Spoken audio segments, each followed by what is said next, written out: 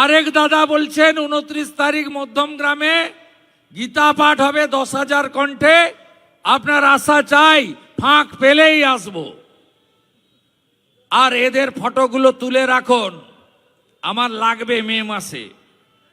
আমি যখনই বারাসাতে আসি তখনই তোলা মূলের একটু চিড়বিড়ানি বাড়ে। তবে বারাসাতের বিজেপি কর্মীদের আমি হ্যাটসঅপ জানাই। কোচবিহারে আমার গাড়িতে পেট্রোল ঢেলেছিল, পুড়িয়ে মারার চেষ্টা করেছিল। পরের দিন বারাসাতে র্যালি ছিল, আপনারা ভালো করে পালিশ করে দিয়েছিলেন। আজকে আমি আসছি, এরকম সভা সব দল করছে, কারণ এই জানুয়ারি মাস,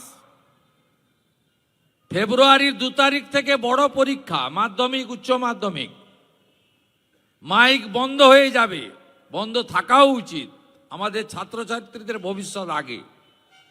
তারপরে ভোট ঘোষণা হয়ে যাবে, তাই সব দল সবাই কর্মসূচি করছে, আমরাও করছি। স্ট্রিট কর্নার হচ্ছে, শক্তি কেন্দ্র ধরে ধরে, বিধানসভা ধরে ধরে, রাজ্যের 20 জন প্রমুখ ভারতীয় জনতা পার্টির কার্যকর্তাদের প্রদেশ থেকে বলা হচ্ছে তুমি এই অ্যাসেম্বলিতে যাও, সেখানে গিয়ে গণদেবতা জনতা জনার্দনের কাছে আবেদন রাখো। সুর বেঁধে দিয়ে গেছেন যশস্বী প্রধানমন্ত্রী নরেন্দ্র মোদীজি। আলিপুরদুয়ারের সভা থেকে, দমদমের সভা থেকে আপনারা শুনে এসেছেন, বাংলার হিত গৌরব ফেরানোর জন্য বিজেপিকে আনতে হবে, আনা দরকার। আর গ্যারেন্টারের নাম হলো যশস্বী প্রধানমন্ত্রী নরেন্দ্র দামোদর দাস মোদী।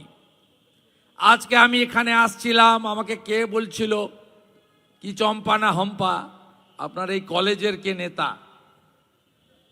হুক্কা হুয়া করছিল। আমি দেখলাম রাজারহাট নিউ টাউনের গেরুয়া বাহিনী এমন জয় শ্রীরামের আওয়াজ দিয়েছে, পুলিশ বাবা পার করেগা, কলেজের গ্রিলের ভিতর ঢুকিয়ে দিয়েছে। যত চিৎকার করবে ততবার বেশি করে আসব। 12ই জানুয়ারি তাপস মিত্র ডেকেছে, আসার চেষ্টা করব। 22শে জানুয়ারি রাজীব বলছে রাম মন্দিরের 3য় বর্ষপূর্তি, আপনি আসুন, সারাদিন চলবে, আমি আসার চেষ্টা করব। আরেক দাদা বলছেন 29 তারিখ মধ্যম গ্রামে গীতা পাঠ হবে 10,000 কণ্ঠে, আপনার আশা চাই, ফাঁক পেলেই আসব।